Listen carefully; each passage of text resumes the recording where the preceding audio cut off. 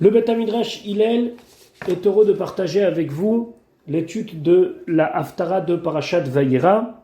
Cette Haftara est tirée du livre de Melachim Bet, du livre des rois 2. Et nous commençons notre étude au Perek Dalet, au 4e chapitre, Pasuk Aleph. La Haftara cette semaine est plus ou moins longue. Dans les communautés séfarades et dans certaines communautés ashkénazes, on arrêtera la lecture au verset Chav Gimel, au verset 23 inclus, et d'autres communautés, dont les communautés Chabad, liront jusqu'à la fin du Pasuk Lamed Zayin, jusqu'à la fin du verset 37. D'abord, présentons les personnages. Ici, dans cette Haftara, on nous parle d'un avis d'un prophète qui s'appelle Elisha. Elisha ben Shaphat. Elisha ben Shaphat est un élève de Eliyahu Hanavi. Ils ont vécu à l'époque du roi Achav qui était un roi marié avec une reine Izével, une reine très méchante. Achav lui aussi a beaucoup fauté. On sait qu'Eliyahu Hanavi a fui Achav et Izével, et on sait qu'il y a eu une grande période de famine et de sécheresse en Israël jusqu'à que Eliyahu Hanavi soit entre guillemets réhabilité. Mais avant de quitter ce monde, Elisha demande à son maître, Eliyahu, Ve'ina pishenaim beruracha elai. J'espère et je te demande que 2 fois plus de ton esprit soit sur moi.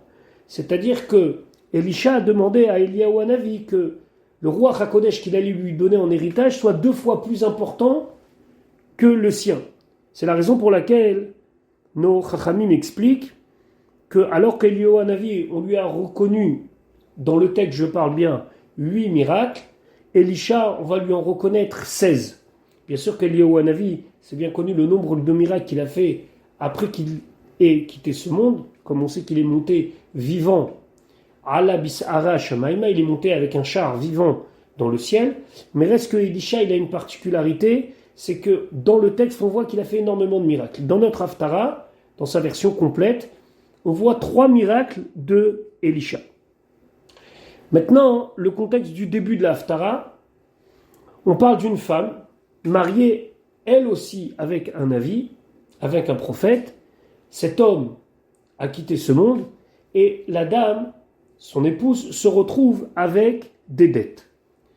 Et à cause de ces dettes, elle risque de perdre ses enfants. Alors elle va aller voir Elisha pour lui demander un conseil. Il faut savoir que cette femme, lorsqu'elle s'est retrouvée face à ce créancier, elle a cherché à trouver l'endroit où on avait enterré son mari. Elle a eu beaucoup de mal. Et le Zohar Hadash explique comment elle a cherché de l'aide auprès des Havot, de Avraham, Yitzhak, Yaakov et d'autres, jusqu'à qu'on lui a désigné l'endroit où était enterré son mari. Là-bas, elle a prié, elle a imploré son mari, et qui lui a répondu, entre guillemets, et qui lui a dit de s'adresser à Elisha. Tout ça paraît très ésotérique. Maintenant, on va revenir dans le pshat pour comprendre ce qui se passe. Pasuk Aleph. Ve'isha achat, il y avait une femme qui était une veuve.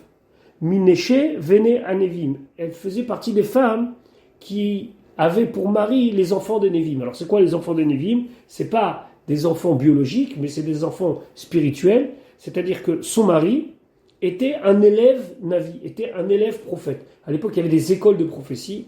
On raconte que des fois, il y avait 300, 400 élèves qui apprenaient la prophétie, comment rentrer en transe, comment réussir à sortir de son corps, entre guillemets, pour pouvoir avoir de la prophétie. Il y en avait des sérieux, il y en avait des pas sérieux. Il y en avait qui profitaient de ça pour servir Hachem, et il y en avait qui, hélas, utilisaient cela et ils devenaient des mauvais ambassadeurs, entre guillemets, comme des Nevi Abal, etc. Il y a même des Nevim de l'époque qui allaient un petit peu à droite, un petit peu à gauche. Et elle était mariée précédemment avec un de ces Talmidim-là. Qui était ce Talmid? Ce Talmid, il s'appelait Ovadia.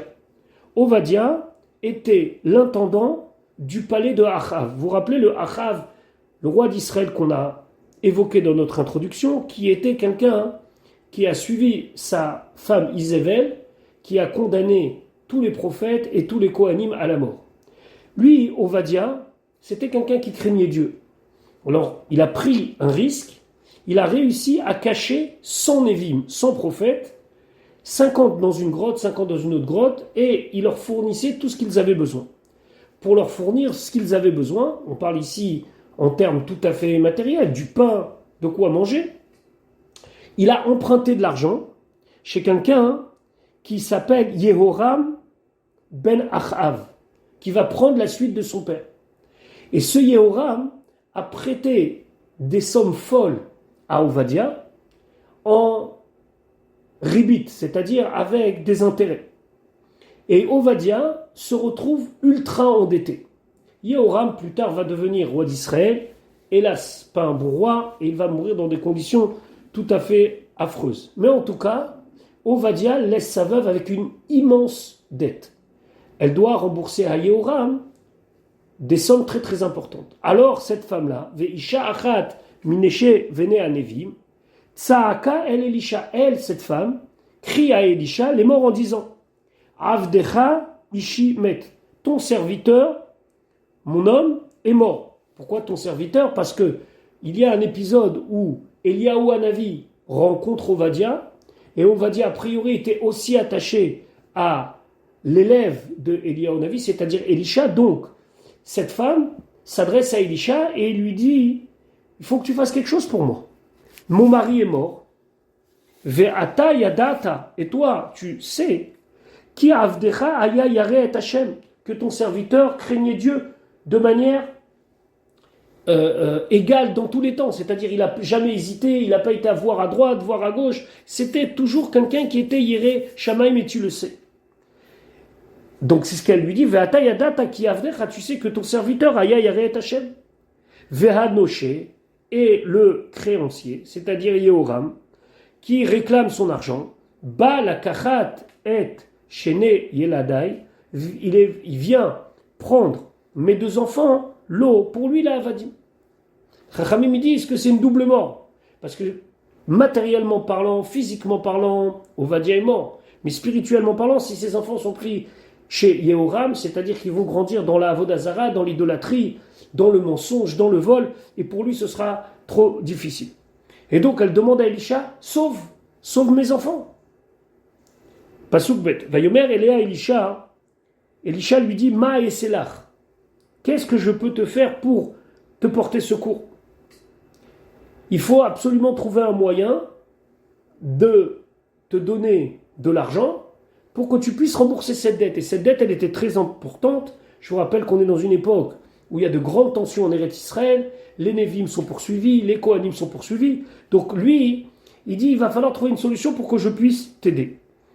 Et là, il faut ramener un Zohar. Le Zohar, il dit que la bracha ne peut jamais venir sur quelque chose de vide. C'est-à-dire que pour qu'Akadosh Baruch Hu puisse amener sa bracha sur cette terre, il faut qu'il y ait quelque chose de matériel qui puisse contenir cette bracha, ce qu'on appelle un keli. Cette notion expliquée longuement dans la Chassidoute, etc. D'ailleurs, le Zohar, il dit, la raison pour laquelle il ne faut pas complètement débarrasser la table avant le Birkat Hamazon, c'est pour que la bracha puisse s'imprégner, entre guillemets, dans des choses matérielles. Et donc, même si c'est quelques miettes, ou même si des restes de challah, on va les rassembler au centre de la table et on va faire Birkat Hamazon, la bracha va venir sur ce pain-là, c'est-à-dire sur cette table-là. Et il faut absolument qu'il y ait un keli, un ustensile, quelque chose qui est apte à recevoir la bracha. Donc, Elisha est prêt à donner la bracha, il est prêt à faire un miracle, mais il faut des kelim, il faut des ustensiles. À Guidili, dis-moi, ma yeshlach babait, qu'est-ce que tu as dans la maison afin que je puisse y faire résider la beracha? Vatomer, elle a dit, en les shifratra chol. Ta servante n'a pas tout babait. Ça veut dire elle a rien. Elle a rien dans la maison. Ki'im, seulement asur shamen. J'ai un petit peu d'huile pour un petit peu en appliquer sur ma peau. Sicha, ça veut dire appliquer. Appliquer comme oindre la peau. Donc, elle a très peu de quoi faire tomber la bracha. D'après certains, Assour, c'était une petite fiole dans laquelle il y avait de l'huile. C'est pratiquement la même source. Alors, Souk Gimel, Vayomer, il a dit Elisha, Lechi Shahal Ilach Kelim Minachutz. Va demander des ustensiles de l'extérieur. Ça veut dire, à part ce que tu as à la maison, si tu as des bouteilles vides, si tu as, je ne sais pas, des pots vides, ça, tu les mets de côté. On va les utiliser, mais va encore en prendre à l'extérieur, mais et kol shrenaïr, de toutes tes voisines, kelim rekim. Prends des ustensiles vides, al tamaiti, et n'hésite pas à en prendre beaucoup, al tamiti, ça veut dire n'en prends pas peu, c'est milachon meat, un tout petit peu, al tamiti, ne diminue pas, prends autant que tu pourras. Pourquoi? Parce que lorsque le miracle va opérer, il va opérer une fois. Donc si on a de quoi faire venir la bracha dans un maximum d'ustensiles, et ben ça viendra dans un maximum d'ustensiles. Mais Elisha, il fait comprendre que je ne pourrais pas venir aujourd'hui, faire un petit peu, puis dans 2 semaines tu me rappelles, je te dis vas-y, ramène encore des kelim rekim qu'on va remplir. Non, maintenant tu amènes un maximum, le miracle il est fait une fois, et shalom Israël. Vous avez bien compris qu'avec ce asur shemen, avec cette petite fiole d'huile, cette petite quantité d'huile, Elisha il va réussir à faire un miracle extraordinaire. Que tous les autres ustensiles vont se remplir d'huile, et l'huile va pouvoir être vendue, et quand la femme elle va vendre l'huile, elle va avoir de l'argent pour rembourser sa dette. Et donc il lui indique exactement comment faire. Ouvat, tu vas venir chez toi à la maison avec tous les ustensiles. Fais sa garde adelet ba'ader ou va'ad banaïr, et tu vas fermer la porte derrière toi et derrière tes enfants. Pourquoi? Un S, un miracle, ça se fait betsina, ça se fait avec discrétion. On ne fait pas un S sur la place publique, sauf dans des conditions exceptionnelles, comme par exemple Eliyahu Hanavi sur le mont Carmel, mais ça c'est une autre histoire. Donc, très discrètement, Veyatzakt al kol hakelim haele, tu vas commencer à verser de la petite fiole sur tous ces kelim-là, Vehamale tassi, celui qui est plein, tu le mets de côté. Donc c'était un mouvement. Elle avait le droit à un essai. Verser et encore verser. Seulement, il va falloir qu'elle n'arrête jamais de verser. Pour que l'huile continue à couler. Pasouké va teler meito. La femme est partie.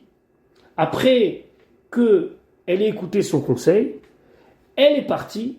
Elle a emprunté Kelim Rekim, elle a emprunté tous les ustensiles vides. Vatisgor adelet barada ou vadbanea, et elle a fermé la porte derrière elle et derrière ses enfants, comme Elisha lui avait demandé. Maintenant, comment ça s'est passé à l'intérieur? Magishimelea, c'est eux qui lui présentaient les ustensiles. Vi et elle restait à la même place, elle ne bougeait pas, avec la main vers le bas pour pouvoir verser. Moutsaket, et elle versait sans interruption. Donc c'était un petit peu à la chaîne.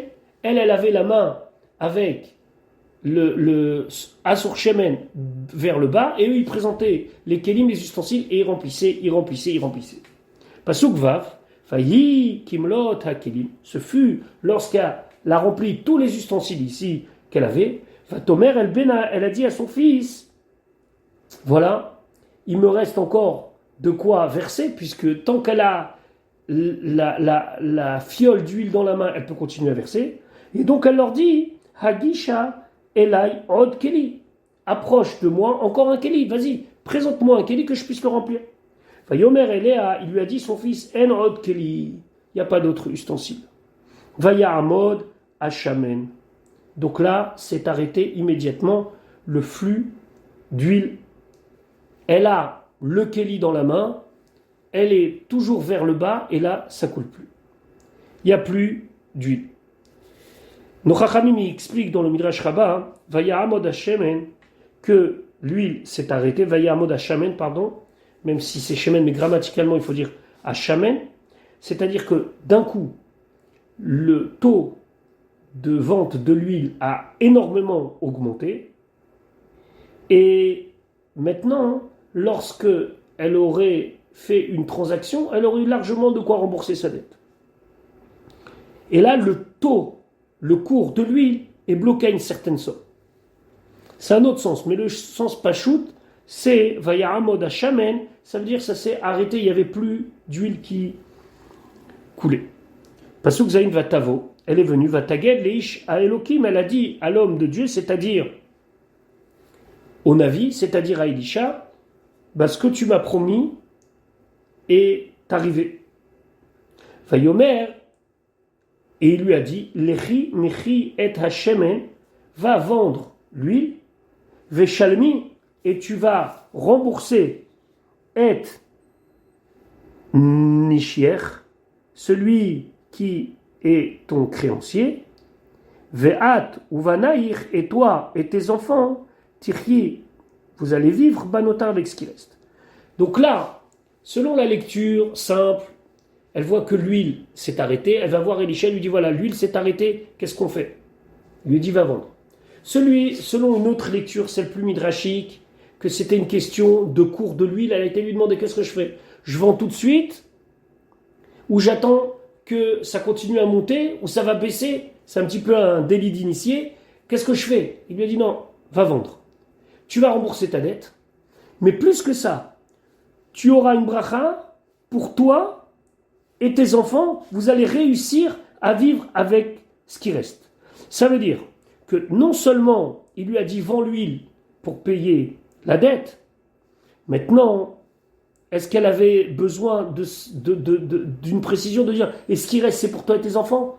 Alors, nos chachamim dans le Midrash ils disent que lui il a fait que la bracha elle se transforme en une deuxième bracha. Normalement la bracha elle devait marcher pour qu'elle puisse rembourser son créancier.